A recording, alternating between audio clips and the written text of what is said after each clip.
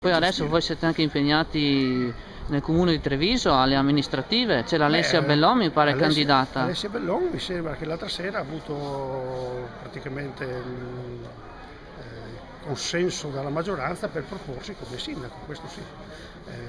Gli ultimi dati sono questi, quindi c'erano altri candidati ma è venuta fuori lei perché Beh, un volto nuovo, mi pare un giovane. Beh, un'imprenditrice di tutto rispetto, io l'ho vista in fotografia ma mi sembra che sia accanita al massimo per rendere la sua Treviso probabilmente più bella di adesso sicuramente, e quindi ha tutte le motivazioni per farlo, anche perché la gente lo chiede, la gente ormai è avanti con questa indipendenza veneta, ormai è decisa in tutto e per tutto, e quindi vabbè. Per chi fosse interessato a conoscere maggiormente il vostro progetto, c'è qualche Sì. incontro pubblico in calendario qua Sì, vicino? allora, nei prossimi giorni, il 12 di dicembre, ci sarà, scusa ti faccio vedere, questo.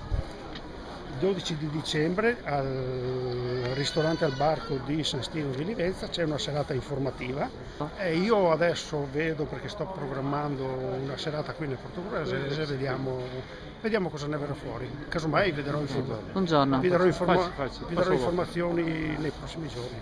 Devo ancora contrattare, vediamo se mi danno l'ok. Ah, quindi tu mi stai dicendo che anche a Portogallo ci sarà un'iniziativa pubblica di indipendenza veneta? Io già me l'hanno chiesto, io ho già previsto una serata, adesso vediamo chi vi darà disponibilità. Entro la fine dell'anno, pensi? Credo prima di Natale.